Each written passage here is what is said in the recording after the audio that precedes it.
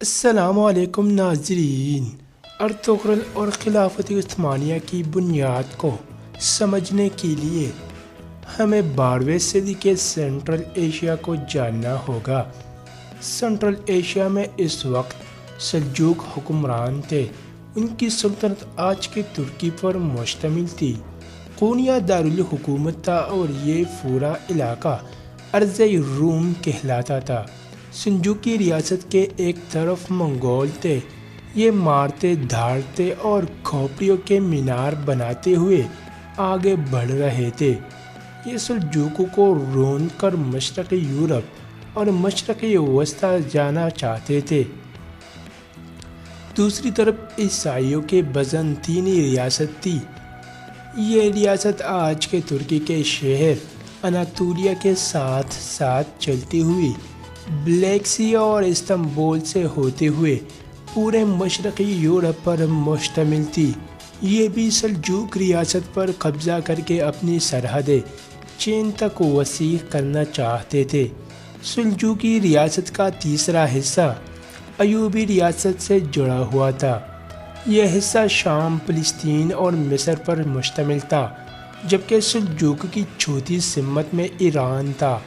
سلجوق دور شور شو کا زمانہ تھا۔ ہر طرف جنگ چل رہی تھی اور قتل و غارت گری کا بازار گرم تھا۔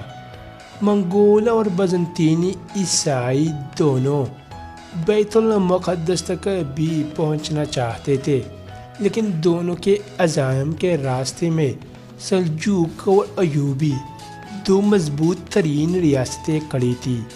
یہ دونوں ان دونوں کو راستے سے ہٹانا چاہتے تھے۔ منگول آج کا ازبکستان اور ایران فتح کر چکے تھے۔ خیوا کا حکمران خوارزم شاہ بھی راستے کا مضبوط کانٹا تھا۔ اس کی ریاست ہندوستان کے شمالی علاقوں سے لے کر جارجیا تک پھیلی تھی۔ چنگیز خان نے یہ کانٹا نکال دیا تھا۔ عراق میں عباسیوں کی حکومت تھی اور مصر میں مملوک خاندان برسر اقتدار تھا۔ یہ بھی بازنطینی اور منگول حکمرانوں کا ٹارگٹ تھے، لیکن ایوبی ریاست اور سلجوق حکمرانوں کے ہوتے ہوئے مصر اور عراق پہنچنا مشکل تھا۔ چنانچہ منگول اور بازنطینی عیسائی دونوں ایوبیوں اور سلجوقوں کے خلاف اکٹھے ہو گئے۔ یہ دونوں کو آپس میں لڑاتے بھی رہتے تھے تاکہ مسلمان کے ساتھ لڑ کر کمزور ہو جائے۔ دوسرا، منگول خود بھی ایوبیوں اور سلجوقوں پر حملے کرتے رہتے تھے، اور تیسرا، بازنطینی صلیبی جنگوں کے ذریعے ایوبی ریاست پر حملے آور ہوتے رہتے تھے۔ لہذا دونوں ریاستیں باہمی اور بیرونی حملوں کی وجہ سے کمزور ہو رہی تھیں۔ بازنطینی اور منگولوں نے ایوبی اور سلجوق دونوں ریاستوں کے محلات میں اپنے جاسوس بھی چھوڑ رکھے تھے۔ یہ لوگ بھی بادشاہوں کو محلاتی سازشوں میں الجھا کر کمزور کرتے چلے جا رہے تھے۔ چنانچہ وہ ایک مشکل دور تھا۔ سلجوق بادشاہ علاء الدین کو یکبات سلجوق ریاست کا سلطان تھا۔ یہ منگولوں، ایوبیوں اور محل میں موجود غداروں سے بیک وقت لڑ رہا تھا۔ یہ کسی چھوٹے محاذ کا متحمل نہیں ہو سکتا تھا، لیکن اس کے خلاف ایک چھوٹا محاذ بھی سر اٹھا رہا تھا، اور وہ تھا بازنطینی حکمران علاء الدین سلجوق۔ جب منگولوں یا ایوبیوں سے لڑنے کے لیے نکلتا تھا تو اس کی پیٹھ ننگی ہو جاتی تھی، اور اس پیٹھ پر بازنطینی چرا گھومنا شروع کر دیتے تھے۔ وہ ایک سوئی قائم رکھنے کے لیے اپنی پیٹھ بازنطینی عیسائیوں سے بچانا چاہتا تھا۔ لہذا علاء الدین نے سلجوق اور بازنطینی ریاست کے ساتھ ساتھ آغوز قبائل آباد کرنا شروع کر دیے۔ آغوز ترکوں کے جوری قبائل تھے۔ یہ تعداد میں 24 تھے۔ بھیڑ بکریاں اور گھوڑے پالتے تھے۔ مرد تلوار بازی اور تیر اندازی کے ایکسپرٹ تھے، اور عورتیں نہایت عمدہ ریشمی قالین اور سوتی کپڑا بناتی تھیں۔ قبائل کے سربراہ بے کہلاتے تھے۔ قبائل کی زبانوں کے 37,000 لفظ بعد ازاں اردو میں شامل ہوئے۔ ہماری زبان کا ہر تیسرا لفظ آغوز ترک قبائل سے ہندوستان آیا تھا۔ یہ قبائل اس قدر جنگجو تھے کہ یہ کسی دوسرے قبیلے کے بے کو بھی اپنا سردار ماننے کے لیے تیار نہیں ہوتے تھے، تاہم یہ سلجوق بادشاہ کو اپنا حکمران مانتے تھے۔ علاء الدین سلجوق نے ان پر کنٹرول رکھنے کے لیے 24 قبائل کے سربراہوں کے بے مجلس بنائی اور سلجوق خاندان کے ایک شہزادے امیر سعادت کو اس کا سربراہ بنا دیا۔ یہ وزیر کہلاتا تھا۔ آغوز قبائل ریاست کے لیے دو کام کرتے تھے، یہ بازنطینی حملوں کا راستہ روکتے تھے اور اناطولیہ، مشرقی یورپ، ایران اور فلسطین جانے والی شاہراہ ریشم کے تجارتی قافلوں کے خلاف حفاظت کرتے تھے۔ قائی ان 24 آغوز قبائل میں سے ایک کمزور قبیلہ تھا۔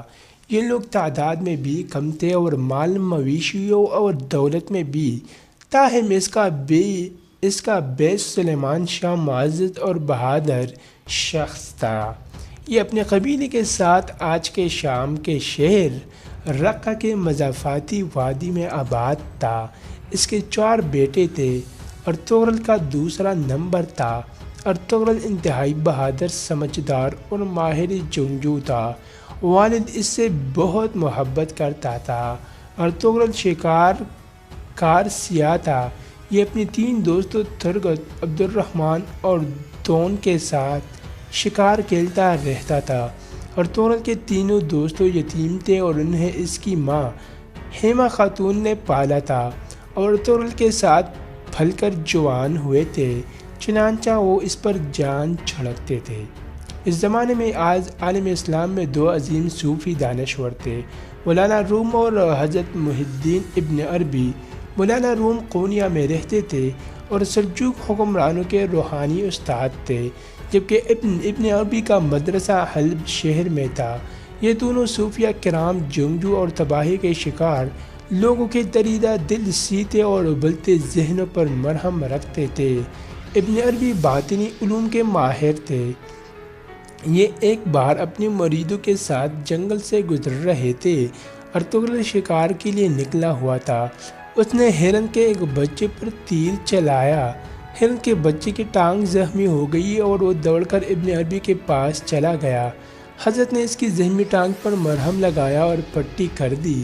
ارطغرل اپنا زخمی شکار تلاش کرتا کرتا ابن عربی تک پہنچ گیا۔ حضرت نے اسے اپنے ساتھ بٹھایا، کھانا کھلایا، اس کی آنکھیں اور پیشانی دیکھی اور مسکرا کر فرمایا، تمہیں جتنے ملکوں کے نام یاد ہے تم وہ بولو۔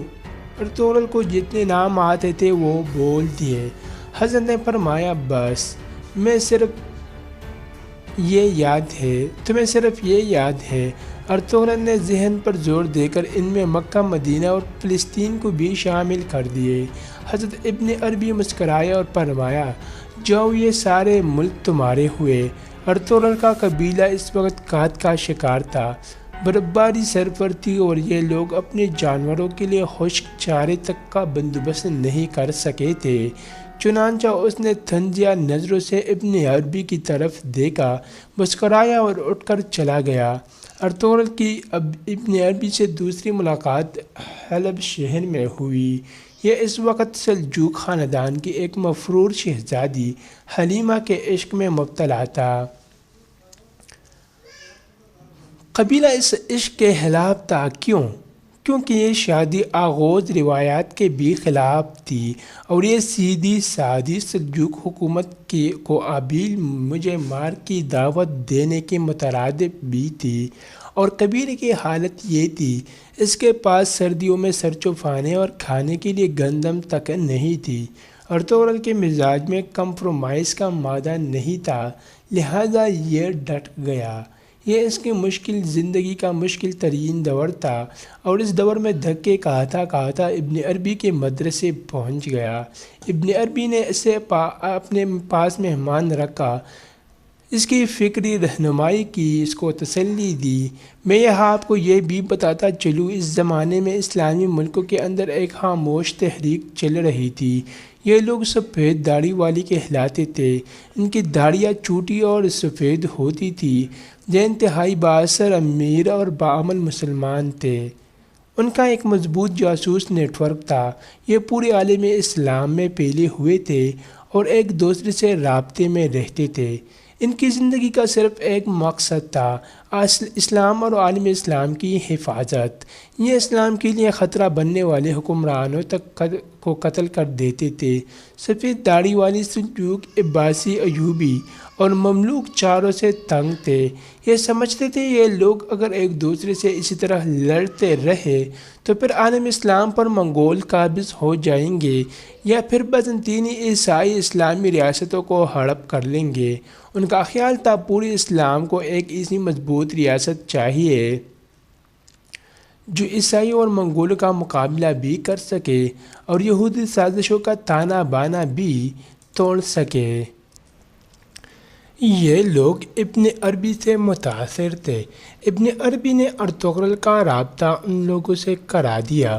یہ لوگ اس سے متاثر ہوئے، لیکن ان کا خیال تھا یہ ابھی اتنا میچور نہیں کہ کوئی ریاست بنا اور چلا سکے، لہٰذا ان لوگوں نے اس کی پرورش اور تربیت کا فیصلہ کر لیا۔ یہ لوگ ارطغرل کو ٹرین کر رہے تھے، لیکن اس دوران ایک اور ایشو پیدا ہو گیا۔ سلیمان شاہ کینسر کی وجہ سے انتقال کر گیا اور بڑے بھائی نے حلیمہ سے شادی کرنے کے جرم میں ارطغرل کو قبیلے سے نکال دیا۔ ارطغرل بیوی کو لے کر قبیلے سے نکلا تو اس کی ماں حلیمہ اور اس کے ساتھیوں نے بھی قبیلہ چھوڑ دیا۔ یہ 400 لوگ تھے۔ یہ پناہ کی تلاش میں گھوڑوں پر خیمے باندھ کر در بدر پھرتے رہے۔ یہ کبھی شام کے جنگلوں میں پناہ لے لیتے تھے اور کبھی سلجوق ریاست میں جا چھپتے تھے، لیکن انہیں کوئی مستقل ٹھکانہ نہیں مل رہا تھا۔ یہ آخر میں در کی ٹھوکروں سے تنگ آ گئے اور انہوں نے واپس جانے اور اپنے قبیلے سے معافی مانگنے کا فیصلہ کر لیا۔ یہ واپسی کے لیے روانہ ہوئے تو راستے میں ایک عجیب واقعہ پیش آیا اور اس چھوٹے سے واقعے نے آگے چل کر دنیا کی سب سے بڑی اور مضبوط خلافت کی بنیاد رکھ دی۔ ہم اس خلافت کو خلافت عثمانیہ کہتے ہیں۔ ناظرین، میرے ایک بہت پرانے دوست ہیں۔ یہ روز میرے ساتھ واک کرتے ہیں اور مجھ سے روز پوچھتے ہیں کیا میں بھی ارطغرل سیریز دیکھنا شروع کر دوں۔ میں روز جواب دیتا ہوں ہرگز نہیں بھائی مجید، یہ غلطی نہ کیجیے گا۔ میں اپنے بچوں، عزیز رشتہ داروں اور دوستوں کو بھی روک رہا ہوں۔ یہ سب پوچھتے ہیں کیوں، تو میرا ایک ہی جواب ہوتا ہے، یہ سیریز صرف ڈرامہ نہیں، یہ ایک نشہ ہے، یہ ایڈکشن ہے۔ آپ نے اگر ایک بار یہ شروع کر دیا تو پھر آپ ہیروئن کے نشے کی طرح اسے چھوڑ نہیں سکیں گے۔ آپ کسی بھی کام کے نہیں رہیں گے۔ ارطغرل 500 قسطوں پر مشتمل سیریز ہے اور ہر قسط 40-42 منٹ کی ہے، لہٰذا آپ خود اندازہ کیجئے کہ آپ اس کے بعد کوئی دوسرا کام کر سکیں گے۔ میں بات آگے بڑھانے سے پہلے آپ کو یہ بھی بتاتا چلوں، دراصل ارطغرل کی کہانی میں صرف 2% حقیقت اور 98% فکشن ہے، لیکن اس کے باوجود یہ ماننا پڑے گا یہ دل، دماغ اور روح تینوں پر اثر کرتی ہے۔ ارطغرل سیریز کہانی، کرداروں، مکالموں، ہیئرس، میوزک، کاسٹ، میوزک، لائٹنگ اور پروڈکشن ہر لحاظ سے لاجواب ہے۔ یہ دیکھنے والے کو ایک لمحے کے لیے بھی دائیں بائیں نہیں ہونے دیتی۔ یہ آپ کے دل کی دھڑکن، پھیپھڑوں کی سانس اور ذہن کی سوچ بن جاتی ہے۔ یہ خون کی طرح آہستہ آہستہ آپ کی نسوں میں سرکتی رہتی ہے۔ میں ارطغرل کی اصل کہانی سے واقف تھا۔ میں جانتا تھا پوری ترک تاریخ میں ارطغرل کے بارے میں صرف 7 صفحات دستیاب ہیں اور پوری ترک تاریخ میں ارطغرل کے بارے میں صرف 7 صفحات دستیاب ہے اور وہ 20 حضرت محی الدین ابن عربی، کرسچن ٹیمپلرز اور بازنطینی آرکائیوز میں بیکرے ہوئے ہیں۔ ترک حکومت کے پاس ارطغرل کے نام کا صرف ایک سکہ ہے اور وہ بھی اور خان کے دور میں جاری ہوا تھا اور بس۔ ڈرامہ سیریز میں دکھائے گئے ارطغرل کے تینوں بیٹے قلاجہ حصار کے مضافات میں قائی قبیلے کے ٹینٹوں میں پیدا ہوئے اور اہلیہ حلیم سلطان آجی عثمان غازی کی پیدائش کے بعد انتقال کر گئی، جبکہ حقیقت اس سے بالکل مختلف تھی۔ ارطغرل کے تینوں بیٹے غوط میں پیدا ہوئے تھے۔ یہ لوگ پہلے بیٹے گندوز کی پیدائش سے قبل غوط شفٹ ہو چکے تھے۔ حلیم سلطان نے عثمان غازی کو 67 سال کی عمر میں جنم دیا تھا۔ یہ اس وقت تک مینوفاز ہو چکی تھی، لہذا عثمان غازی کی پیدائش معجزہ بھی تھی اور حضرت ابن عربی کی دعا کا نتیجہ بھی۔ ارطغرل کے ساتھی بامسی آرتک بے، ترگت ایلپ، عبد الرحمن ایلپ اور سامسا ایلپ تاریخی کردار ہے۔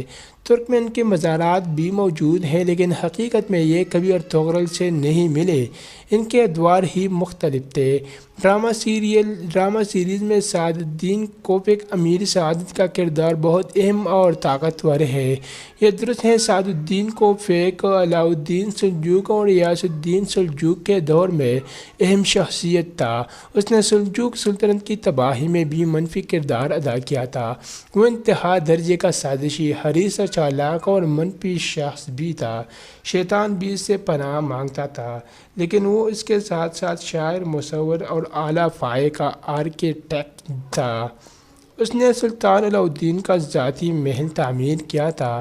تاہم یہ درست ہے، غیاث الدین سلجوق کے زمانے میں اس کا سر اتار دیا گیا تھا، لیکن یہ کام ارطغرل نے نہیں کیا تھا۔ سعد الدین کو سلطان کے حکم پر قتل کر کے اس کا سر محل کے دیوار سے لٹکا دیا گیا تھا۔ ڈرامہ سیریز میں ایک کردار ترک اداکار مراد گیری فاوغلو نے ادا کیا اور کمال کر دیا۔ ویلن کا یہ کردار اس قدر مضبوط تھا کہ جب ارطغرل نے سعد الدین کوپیک کا سر اتارا تو پورے ترکی میں جشن منایا گیا تھا۔ لوگوں نے سڑکوں پر آ کر ڈول پیٹے اور پٹاخے چلائے تھے۔ سعد الدین کوپیک کی قبر خونیا میں ہے اور اس کا بڑا برا حال ہے۔ شہر کے نشے اسی میں بول و براز کرتے ہیں۔ ڈرامے میں حلیم سلطان کو جوانی میں مرتے ہوئے دکھایا گیا، جبکہ یہ بڑھاپے میں فوت ہوئی تھی اور اسے سین غوط میں دفن کیا گیا تھا۔ آج بھی اس کی قبر غوط میں ارطغرل کے مزار کے قریب ہے۔ بیجو نویان بھی اصل کردار تھا۔ یہ ایشیا کوچک میں منگولوں کا گورنر تھا۔ چنگیز خان کے بیٹے اوغدائی نے اسے گورنر مقرر کیا تھا۔ یہ کوس داغ کی جنگ میں بھی شریک ہوا تھا، لیکن اس کا ارطغرل کے ساتھ کبھی ٹاکرا نہیں ہوا۔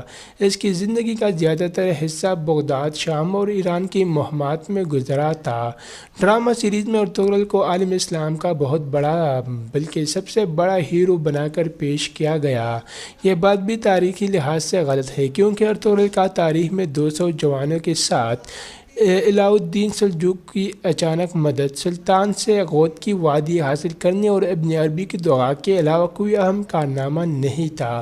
سلطنت عثمانیہ آہستہ آہستہ معرض وجود میں آئی تھی اور اصل کمالات سلطان محمد فاتح، سلطان سلیم اول اور سلطان سلیمان نے دکھائے تھے۔ یہ لوگ تھے جنہوں نے غوط کی چھوٹی سی وادی اور 3000 لشکریوں کی ریاست کو دنیا کی عظیم خلافت بنا دیا۔ تاہم یہ بھی سچ ہے، خلافت عثمانیہ اگر درخت تھی تو اس کا بنیادی بیج ارطغرل تھا۔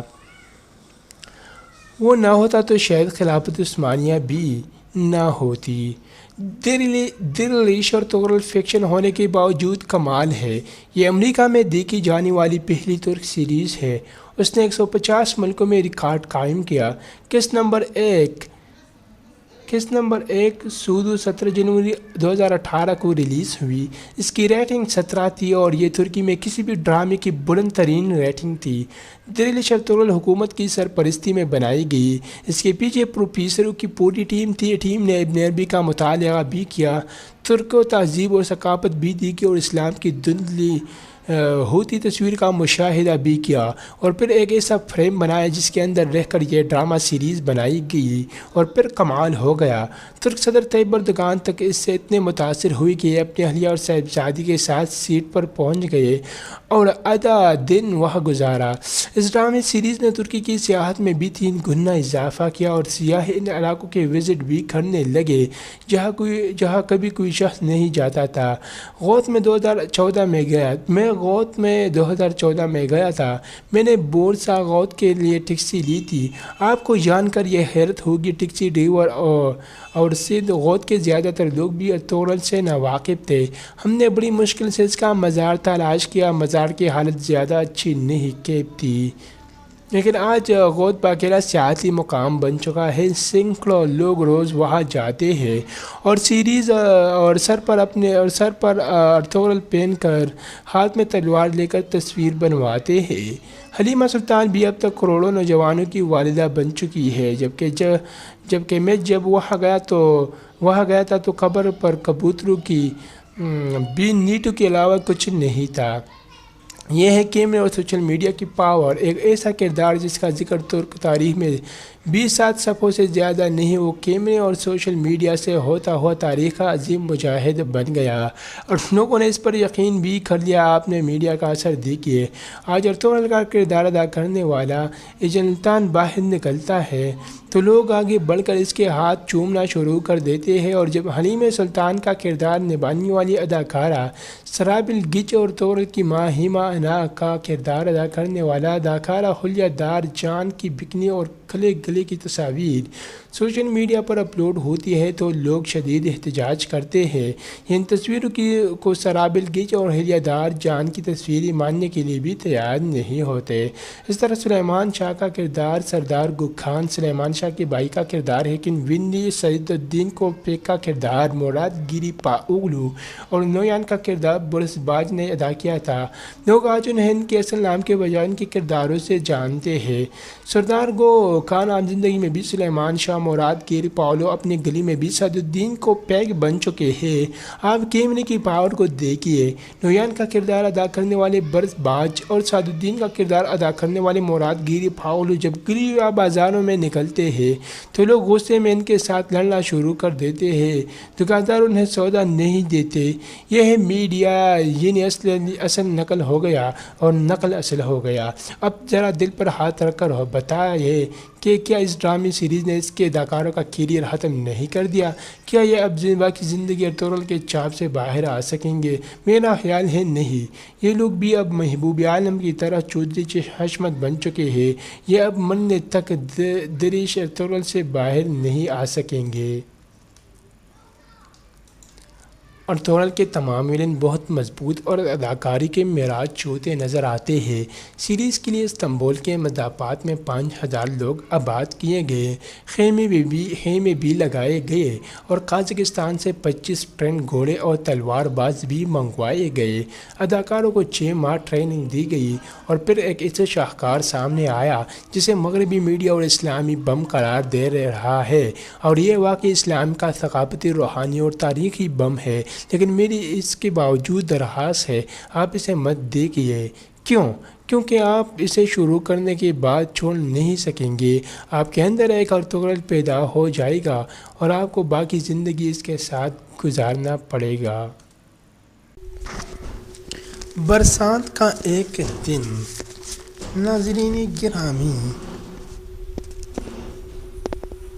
جب مئی جون کی دوزخ نما گرمی لوگوں کی قوت برداشت سے بڑھ جاتی ہے تو لوگ بڑی بے قراری سے آسمان کی طرف نگاہ کرتے ہیں کہ کب باران رحمت کا نزول ہو اور جلسہ دینے والی لو سے نجات ملے۔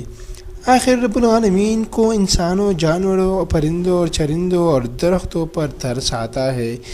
نیلی بادلوں کو بکھیر دیا جاتا ہے، بادل کی گرج، بجلی کی چمک اور باد نسیم کے جھونکوں سے انسان حیوان سبھی فرحت و انصبات سے چوم اٹھتے ہیں۔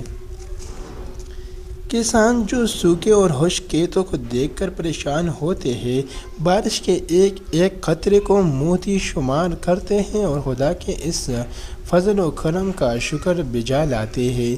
برسات کا حال ایسے ہی اس سال اگست کی ایک صبح ہمیں اسکول سے چھٹی تھی۔ میں نے دیکھا آسمان پر بادلوں کے چھوٹے چھوٹے ٹکڑے آوارہ پھر رہے ہیں، ٹھنڈی ٹھنڈی ہوا چل رہی ہے اور بادل گرجنا شروع ہو گئے ہیں۔ اچانک مغرب کی طرف سے کالے بادلوں کی ایک لمبی اور بڑی فوج چلی آ رہی ہے۔ دیکھتے ہی دیکھتے گھٹا ٹھوپا اندھیرا چھا گیا اور حد نظر تک آسمان پر بادل ہی بادل نظر آنے لگے۔ اچانک بوندیں گرنے لگی اور پھوار شروع ہو گئی۔ سب لوگ محفوظ مقامات کی تلاش میں ادھر ادھر بھاگنے لگے۔ ہوا تیز چلنے لگی، بادلوں کی گرج اور بجلی کی چمک میں جہاں موسم بڑا ہی بلا معلوم ہو گیا، وہاں ایک خوشی کی لہر بھی دوڑ رہی تھی کہ اب کھیتیاں ہری بھری ہوئی جائے گی، اناج وافر ہوگا اور انسان و حیوان سکھ کا سانس لیں گے۔ موسلادھار بارش، اچانک بارش زور سے شروع ہو گئی اور ہر طرف جھل تھمل ہو گیا۔ سڑکوں پر آمد و رفت بند ہو گئی اور سب لوگ اپنے اپنے گھروں میں پناہ گزین ہو کر رہ گئے۔ بارش کا سماں، چھوٹے چھوٹے بچے ٹولیوں میں سڑکوں اور گلیوں میں نکل آئے اور ایک دوسرے پر پانی پھینکنے لگے۔ جب بارش نے زور کیا تو بچوں نے راہگیروں کو بھی نہ بخشا اور برسات کی خوشی میں ہر آنے جانے والے پر پانی پھینکتے اور قہقہے بلند کرتے ہوئے ادھر ادھر بھاگنے دوڑنے لگے۔ بچے تو بڑے بھی برسات کے اس موسم سے لطف اندوز ہو رہے تھے۔ ناظرین، اللہ تعالیٰ نے اس کائنات میں بہت کچھ پیدا کیا ہے۔ اگر ہم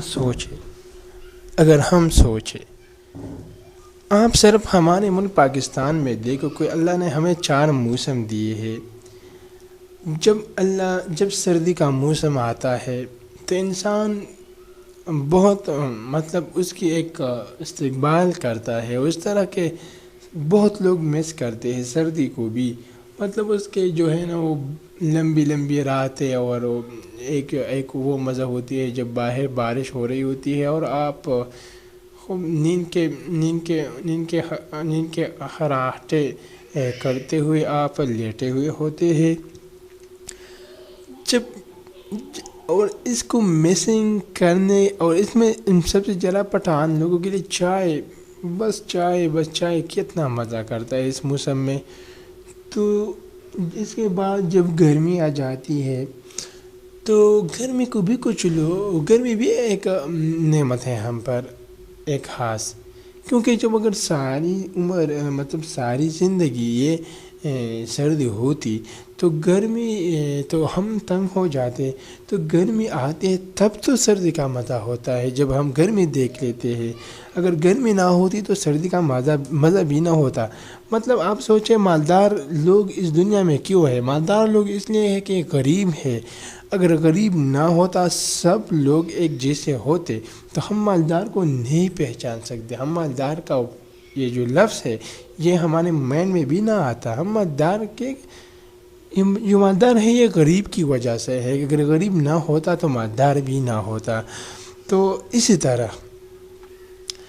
اس کے بعد پھر بہار موسم آتا ہے۔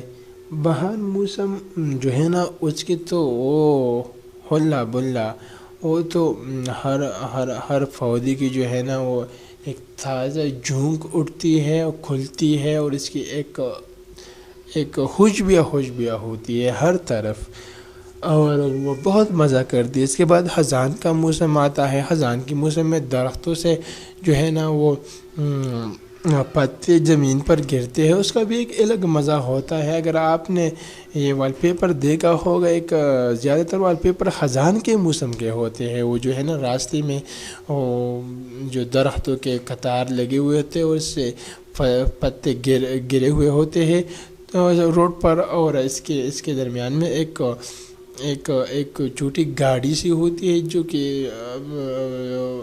جو کہ تو اسی طرح یہ بہت مزہ کرتا ہے نا بھائی، یہ بہت مزہ کرتا ہے. تو یہ تھے کچھ باتیں جو میں نے ضروری سمجھا آپ کے ساتھ شیئر کرنے کی. تو یہ تو برسات کا ٹاپک تھا، تو اسی وجہ سے میں نے یہ ضروری سمجھا کہ میں بھی اس کے بارے میں کچھ باتیں کر سکوں، اس کے ریلیٹڈ فیلڈس. تو ناظرین، اللہ تعالیٰ نے اس انسان پر بہت نعمتیں نوازی کی ہے، بہت سی نعمتیں، لیکن ہم شکر نہیں کرتے. صرف اپنے آپ کو سوچو، بال سے لے کر پاؤں کے اس نوک تک ہر ایک چیز جو ہے نا اللہ کی طرف سے نعمت ہے. آپ نے دیکھا ہوگا کہ ایک انسان کے بال نہیں ہوتے، وہ گنجا ہوتا ہے، وہ لاکھوں روپے خرچ کر کے اس طرح بال ان کے سر پر نہیں اگتے، اور وہ کہتا ہے کہ میں لاکھوں اور بھی خرچ کروں گا لیکن میرے بال ٹھیک ہو جائے. تو اگر آپ کے بال ٹھیک ہے، مطلب زیادہ گنج نہیں ہو، تو یہ کتنی بڑی نعمت ہے. آپ کو اندازہ نہیں ہے اس کا، اندازہ احساس جو ہے نا گنج سے پوچھو. پھر آ کر مطلب بیرونی جسم کا بات کرتے ہیں، پھر آ کر آپ کی آنکھیں، کتنی بڑی نعمت ہے آنکھیں. اگر آپ اس کی احساس اس سے پوچھو جس کو کچھ نظر نہیں آتا، جس کو اپنی ماں باپ نظر نہیں آتا، اپنی بہنیں نظر نہیں آتی، اپنے بھائی نظر نہیں آتے، ان سے پوچھے، اور دنیا نظر نہیں آتا ان کو، تو کتنی بڑی نعمت ہے. پھر آ کر آپ مطلب اپنی جو ہے نا جو موت ہے، جس میں دانت ہوتے ہیں، جو منہ ہے، اگر آپ کے دانت مضبوط ہوتے ہیں ایک بہت بڑا نعمت ہے. اگر آپ کے دانت گرتے ہو اور کچے ہو، آپ کوئی بھی چیز نہیں کھا سکتے، اور ایک مضبوط چیز کھانے سے آپ کی دانت گرتے، پھر آپ کہتے ہیں کہ میں یہ نہیں کھاتا، تو کتنی بڑی نعمت ہو گئی. اس کی وجہ سے آپ کتنی نعمتوں کا لطف اٹھا سکتے ہیں. پھر نیچے آ کر آپ کو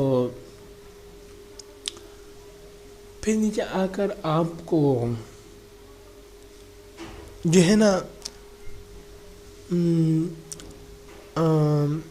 آپ کے ہاتھ اگر برابر ہے، صحیح ہے، تو ہر کام آپ کر سکتے ہیں. آپ کی انگلیاں ہر کام آپ کر سکتے ہیں. اس کی اگر آپ کی ایک انگلی خراب ہو جائے، 2 انگلیاں خراب ہو جائے، خدا نہ کرے، تو کتنا نقصان ہوتا ہے، کس طرح آپ کا کام جو ہے نا وہ افیکٹڈ ہوتا ہے. اگر آپ کا خدا نہ ہوتا، پھر ایک ہاتھ نہ ہو، تو پھر تو اور مشکل ہو جاتا ہے. پھر آ کر آپ کی پاؤں، آپ اٹھ سکتے ہیں، چل سکتے ہیں، ایکسرسائز کر سکتے ہیں، اسپورٹس کھیل کود کر سکتے ہیں، آپ کہیں جا سکتے ہیں، سیر و سیاح کے لیے جا سکتے ہیں. کتنی بڑی نعمت ہے. اگر آپ کی یہ دونوں پاؤں نہ ہوتے اور آپ کے ساتھ ساری دنیا ہوتی، سارے کروڑوں کے پیسے ہوتے، تو کیا کرنا؟ اگر میں آپ کو کہوں کہ آپ کو پیسوں کی ضرورت ہے نا، آپ کو ہر وقت پیسوں کی ٹینشن ہوتی ہے، آپ کے جو دی ہوئی نعمتیں ہیں آپ اس پر شکر نہ ادا نہیں کرتے، آپ ہر روز جو ہے نا شکوے کرتے کہ پیسے نہیں ہے وغیرہ، یہ ہے وہ پلا مالدار ہے میں غریب ہوں، تو میں آپ کو 2 کروڑ روپے بھی اس وقت دیتا ہوں، اور آپ سے صرف ایک پاؤں کاٹوں گا. آپ اس فیصلے پر راضی ہو؟ نہیں راضی ہو. تو کتنی بڑی نعمت ہے آپ کے پاس. سب سے بڑی نعمت، سب سے بڑی دولت، یہ جو بھی دنیاوی لحاظ سے میں بات کر رہا ہوں، یہ صحت ہے. صحت جب آپ ہر انداز سے ٹھیک ٹھاک ہو، تو یہ بڑی نعمت ہے، بڑی. اگر اوورآل بات کریں تو سب سے بڑی دولت ایمان ہے. ایمان، اگر آپ کے پاس ایمان ہو، خدا کرے آپ کے دونوں پاؤں نہ ہو، آپ کے دونوں ہاتھ نہ ہو، آپ کے کان کام نہیں کرتے، آپ کی نوز کام نہیں کرتے، آپ کی دانت نہیں ہے، آپ کی نظر کام نہیں کرتے، لیکن آپ کے پاس ایمان ہے، تو آپ اس انسان سے بے انتہا درجے بہتر ہو، جس کے پاس ایمان نہیں ہے، جس کے پاس کلمہ نہیں ہے۔ تو اس کے بعد آتا ہے صحت۔ جب آپ کا صحت ہو، آپ صحت مند ہو، تو آپ ہر کام کر سکتے، آپ نماز ادا کر سکتے، آپ ہر کام، آپ عبادت بہت اچھی طریقے سے کر سکتے ہو، جس طریقے سے اللہ چاہتا ہے۔ تو ناظرین، یہ ہے باتیں، اس پر ہمیں سوچ کرنا چاہیے، یہ سوچنے کی بات ہے، لیکن ہم سوچتے نہیں۔ ہم کیوں نہیں سوچتے؟ ہم اس لیے نہیں سوچتے کہ ہم اپنے آپ سے اوپر دیکھتے ہیں کہ بھائی دیکھو، نہیں، میرے بات کا مطلب یہ نہیں کہ آپ بس اپنی زندگی میں جس مقام پر ہو اس پر ٹھہر جاؤ اور آگے کا مت سوچو۔ آپ سوچو آگے، آپ محنت کرو، آپ اپنے ملک کے لیے کچھ کرو، آپ جتنا بھی کامیاب ہو، لیکن پھر بھی آپ کامیاب نہیں ہو، کیونکہ آپ ملک کے علاوہ دنیا کے لیے کچھ کرو۔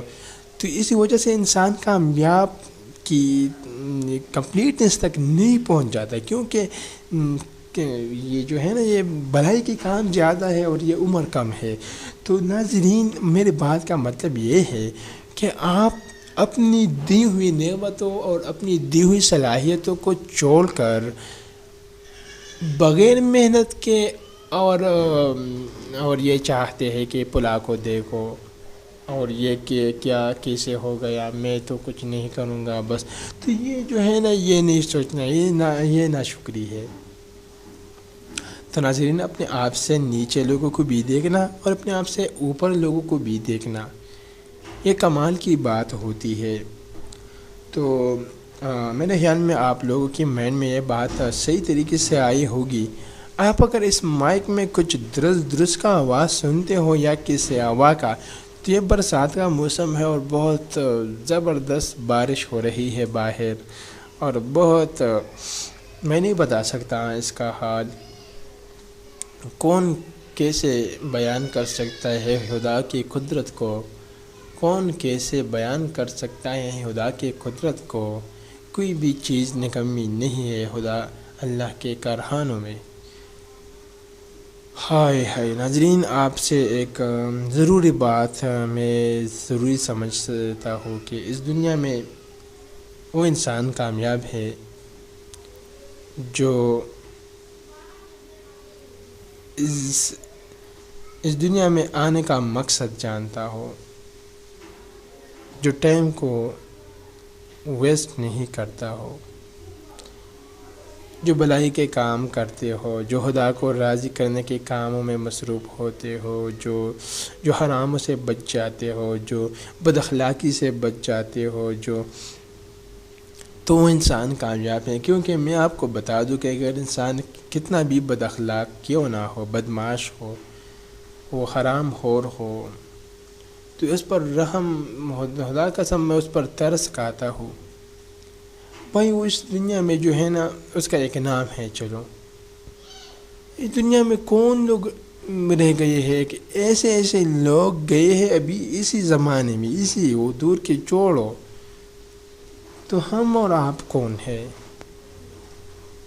تو یہی بات ہے، ہر انسان کی ایک وقت ہوتی ہے اور پھر وہ اس دنیا سے چلے جاتا ہے، جب اس کا زندگی خوشیوں میں گزر گیا ہو یا غموں میں، بس وہ چلے جاتا ہے۔ اس دنیا کی خوشیاں باقی نہیں ہے، اس دنیا کے غم اور اداسیاں باقی نہیں ہے، اس دنیا کی عزت باقی نہیں ہے، اس دنیا کی ذلت باقی نہیں ہے، اس دنیا کی ہر چیز فانی ہے، فیک ہے، نقلی ہے، اس دنیا کی ہر چیز نقلی ہے۔ جب اس دنیا میں ایک انسان ہے، چلو میں آپ کو ایک بات کہہ دیتا ہوں، ایک انسان ہے، خدا نہ کرے وہ بہت زیادہ بے عزت ہے، اس کے خاندان پر داغ لگ گئے ہیں، وہ کسی کو منہ دکھانے کے قابل نہیں ہے۔ دوسری طرف ایک اور انسان ہے، وہ بہت عزت مند ہے، اس کا بہت زیادہ عزت ہے اس دنیا میں۔ ناظرین، قیامت کا دن آ گیا